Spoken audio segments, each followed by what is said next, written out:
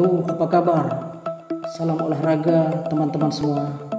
Jumpa lagi dengan saya teman Anda Aldoreni The Hunter. Baiklah, salam olahraga para gibol. Jangan lupa subscribe. Salor, hasta la vista, muchas gracias, Senyor. Kali ini yang mengaku dirinya gibol wajib atau harus merapat di sini. Kita ngobrol-ngobrol tentang hobi kita yang sama-sama kita suka, para penggila bola. Baiklah, kali ini kita akan membicarakan tentang prediksi pertandingan Singapura melawan timnas Indonesia. Seperti kita ketahui, Indonesia maupun Singapura masuk ke babak semifinal setelah mengalahkan lawan-lawan yang berat. Indonesia berhasil mengkampaskan Malaysia, bermain imbang dengan Vietnam, menang melawan Kamboja dan Laos. Sedangkan Singapura berhasil lolos setelah dikalahkan Thailand 2-0, menang atas Myanmar dan Timur Leste. Baiklah, mari kita membahas tentang Singapura dulu. Singapura, negara ini sudah malang melintang di belantika sepak bola Asia Tenggara.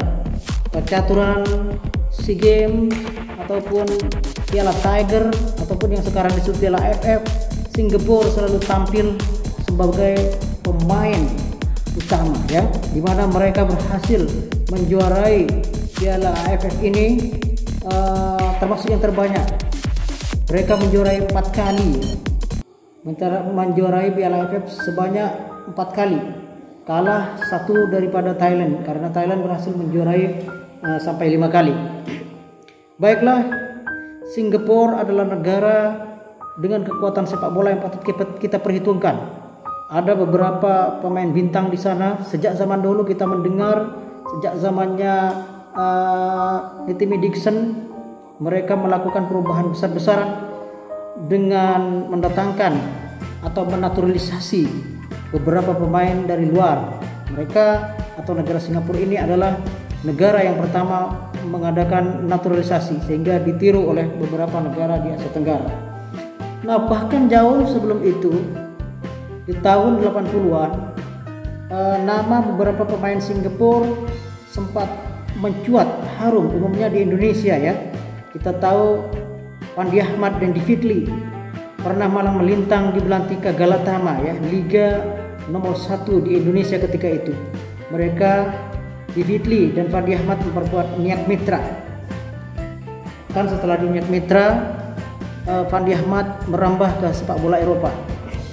Baiklah, kita tidak berbicara masalah dahulu, ya, tentang keberadaan dahulu, karena dahulu sekarang lain dengan dahulu, ya, lain dulu lain sekarang. Untuk timnas Singapura kali ini, mereka tampil dengan kekuatan yang cukup solid, dibidani oleh pelatih asal Jepang, Tatsuma Yoshida, ya. Pelatih ini cukup berpengalaman dan menghasilkan atau berhasil meracik strategi dan juga anak didiknya sehingga menjadi kekuatan yang patut diperhitungkan sehingga lolos ke semifinal. Sedangkan para pemain Singapura itu yang sering tampil khususnya ketika melawan Thailand itu jaga gawang Hasan Sani, di belakang Safwan Baharudin, Irfan Pandi, Muhammad Nazri, Syahir Hamzah, Syahdan Sulaiman, Faris Ramli di bagian tengah, dan Sawal, kemudian Haris Harun di barisan depan, Sung Ouyong, dan siapa lagi kalau bukan saudaranya Irfan Pandi, dialah Iksan Pandi. Kedua anak Fandi Ahmad ini memang betul-betul menurun dari ayahnya, ya. Seperti saya katakan tadi bahwa Fandi Ahmad sempat malang melintang di belantika sepak bola Indonesia. Tidak hanya ketika dia membintangi Niat Mitra tahun 80-an, bahkan tahun-tahun 2000-an dia menjadi pelatih, ya, dikontrak lagi oleh Pelita Jaya. Dia juga malang melintang di sepak bola Indonesia. Baiklah, kita prediksi tentang kekuatan Singapura, di mana kekuatan Singapura ini ketika kita lihat dari hasil pertandingan cukup signifikan ya. Mereka hanya kalah dari Thailand sebagai Raja Asia, kalah 2-0. Namun sisanya mereka unggul di atas angin melawan Timur Leste, Myanmar dan lain-lain ya. Ciri khas bermain mereka rapi, defensif, kemampuan bertahan dan menyerangnya cukup bagus. Nah, ya, organisasi serangannya juga baik. Namun ketika kita bandingkan dengan kekuatan di timnas kita, kalau kita mau jujur nampaknya kekuatan di para pemain timnas kita lebih unggul ya, secara head to head kita unggul. Namun keadaan di lapangan berbicara lain. Strategi pelatih dan hal-hal non teknis juga patut kita perhitungkan. Baiklah, di barisan belakang mereka diperkuat oleh terutama Irfan Pandi ya. Irfan Pandi ini selain juga Safwan Bahrudin, Safwan Bahrudin berhasil mencetak gol ketika melawan Myanmar. Kita lihat ya. Kita berbicara masalah Irfan Pandi. Irfan Pandi adalah anak Pandi Ahmad, selain saudaranya Iksan Pandi. Irfan Pandi ini cukup kuat ketika berada di belakang, menjadi back. Bahkan tak jarang dia mampu membantu serangan dan mencetak gol ya. Dengan tinggi yang lumayan, cukup bagus tingginya. Irfan Pandi saat ini bermain di klub BG Pathum United ya. BG Pathum United. Nah, mereka mampu rapi sekali dalam mengorganisasi serangan. Namun tidak jarang mereka juga rapi dilakukan melakukan serangan. Counter attack yang mereka lakukan itu cukup rapi, terorganisir ya. Nah, itu sangat membahayakan back lawan ya. Serangan mereka tiba-tiba itu membuat defense dari pemain lawan akan kabur. Namun pergerakan tanpa bola itu juga yang membuat back lawan sering tertipu. Nah, namun kita berbicara dengan sekarang timbul pertanyaan, bagaimana kalau dilawankan dengan pemain Indonesia? Nah, kalau dihadapkan dengan pemain Indonesia, tentunya ceritanya lain ya. Karena apa? Ketika kita mau melihat dengan jelas, dengan kacamata yang adil, nampaknya kalau menurut Aldorinda Hunter, itu pemain kita masih unggul ya. Secara head to head kita masih unggul.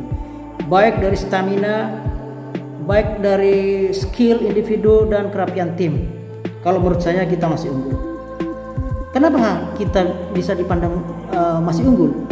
Karena menurut saya alasan yang paling tepat itu karena apa? Karena hasil racikan Shin Tae-yong, pelatih asal Korea. Jadi pelatih kita adalah Shin Tae-yong seperti kita tahu semua dari Korea. Jadi nanti ada pertandingan antara Korea dan Jepang ya.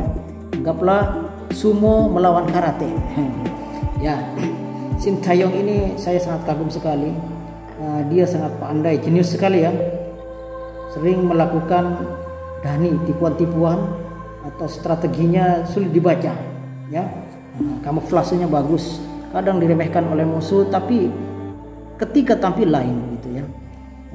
Ketika tampil dalam satu pertandingan dia menggunakan teknik lain, tetapi ketika sudah diremehkan atau tidak diperhitungkan, ketika betul-betul tampil ternyata dia menggunakan strategi yang lain. Nah, ini kecerdikan dari Shin Tae-yong. Belum lagi kekaguman kita pada Shin Tae-yong itu adalah apa? Mr. Shin ini berhasil memoles timnas ya. Bagaimana anak asuhnya itu yang pertama dibina secara fisik. Secara fisik anak-anak kita itu kuat-kuat ya. Staminanya sungguh bagus ya. 45 menit mereka mampu bermain dengan determinasi yang tinggi. Setelah kita berbicara masalah fisik, Shin Tae-yong juga memoles kalau skill ya dari pembawaan pemain. Di samping memang polesan dari Shin Tae-yong harus kita akui juga.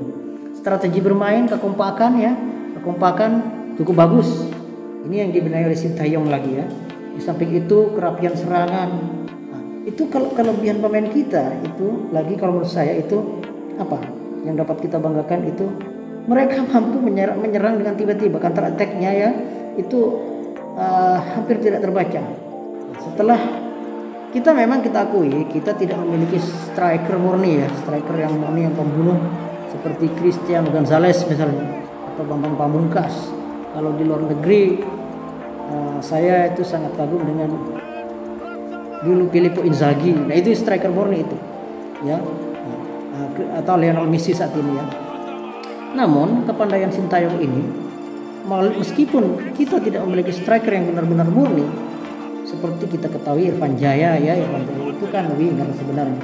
Cuma karena Irfan Jaya saja yang bagus mainnya, dia mampu menjadi striker juga. Nah, ya, sebenarnya striker kita itu siapa itu yang tinggi itu? Striker Ezrawilian. Namun kelebihan dari pemain kita, semua pemain dari segala lini mampu menjadi penyerang, mampu mencetak gol. Itu kelebihannya. Jadi tugas dari striker itu tidak terlalu terbebani ya. Karena apa? Karena mereka yakin bahwa teman-temannya juga bisa mencetak gol. Itu kelebihannya. Kita lihat bagaimana Pratama Arhan misalnya, itu mampu ya membahayakan bek lawan. Bahkan dia ketika berhadapan dengan Malaysia, golnya sungguh elegan sekali ya, excellent. Itu kelas dunia itu golnya, dia mampu melesakkan tendangan dari jarak yang cukup jauh.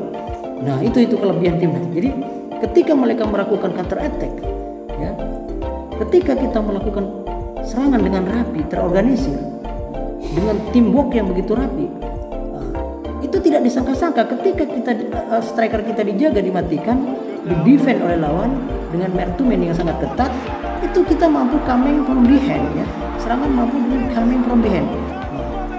Lini tengah mampu mensupport, tiba-tiba datang dari tengah. Nah, itu yang mewujudkan musuh ya.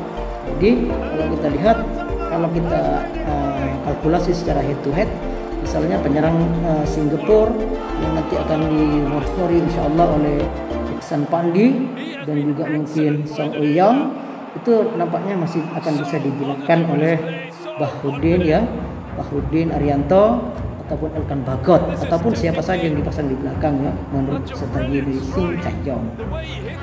Di barisan tengah kita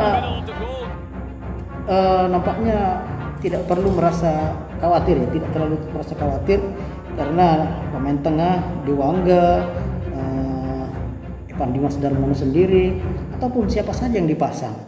Apalagi Pratama Arhan, seperti kita ketahui bersama, Pratama itu sangat bagus sekali. Kalau saya sebut dia Beckham-nya Indonesia ya, Beckham-nya Indonesia. Bagaimana dia mampu mengumpan, tembakannya sangat bagus, bahkan dia mempunyai skill yang cukup bagus di atas rata-rata. Tembakannya sungguh akurat dan terukur. Saya sebut dia Beckham-nya Indonesia. Nah, itu dari barisan belakang ke barisan depan sudah kita kalkulasi. Dan bagaimana dengan di barisan depan? Di depan kita punya andalan, siapa lagi kalau bukan macan Jawa ya, saya menyebutnya macan Jawa, Witan Sulaiman orangnya sangat licin, seperti larinya seperti cita ya, walaupun tidak menempuh pada kecepatannya saja, dia sangat licin sekali seperti belut ya. Itu bagus. Saya memprediksi ke depan dia akan menjadi bintang yang diperhitungkan ya, asalkan ya insyaallah tidak terjadi apa-apa, tidak terjadi cedera dan lain-lain. Nah itu Irfan Jaya sudah kita ketahui bersama bagaimana kelicinannya ya, dia mampu mencari tempat, mencari ruang, membuka ruang, dan mampu mengecoh penjagaan dari bek lawan. Ezrawilian sendiri walaupun tidak terlalu cepat, namun posturnya yang meyakinkan dan skillnya juga bagus. Saya kira fine aja untuk diturunkan ya. Dan saya hanya yang saya hayalkan itu bagaimana kalau Egy bisa main. Egy Maulana Fakri. Egy Maulana Fikri ini saya sebut si Messi ya, atau Neymar. Wah, gocekan-gocekannya. Nah, kalau dipadukan dengan Witan di depan dan Pratama Arhan yang mampu mensupport dari belakang seperti saya katakan tadi, mampu coming from behind, datang tiba-tiba dari belakang, ini sangat merepotkan sekali barisan back lawan.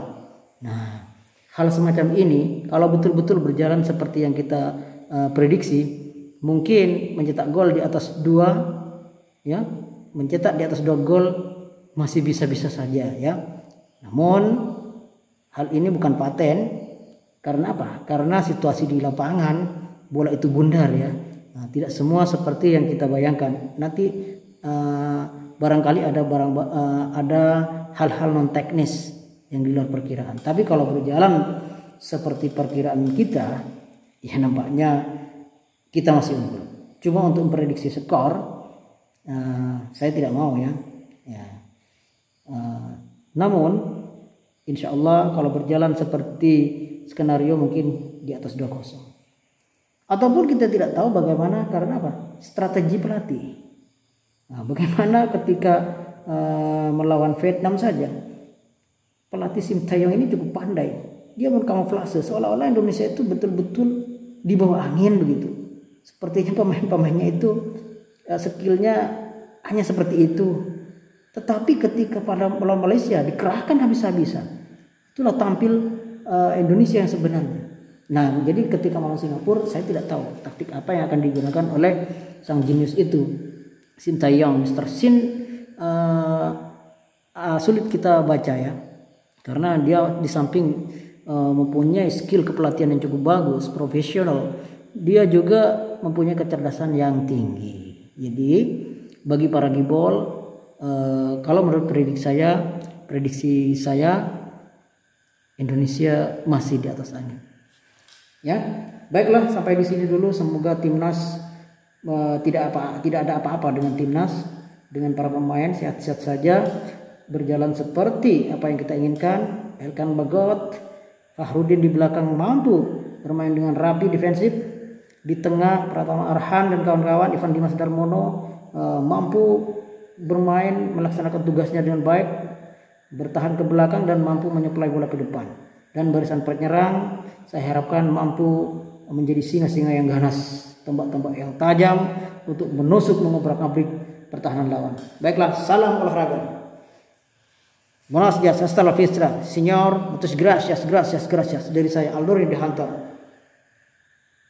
Dukung terus sepak bola Indonesia. Mari kita majukan. Siapa lagi akan mendukung dan memajukannya kalau bukan kita? Salam olahraga.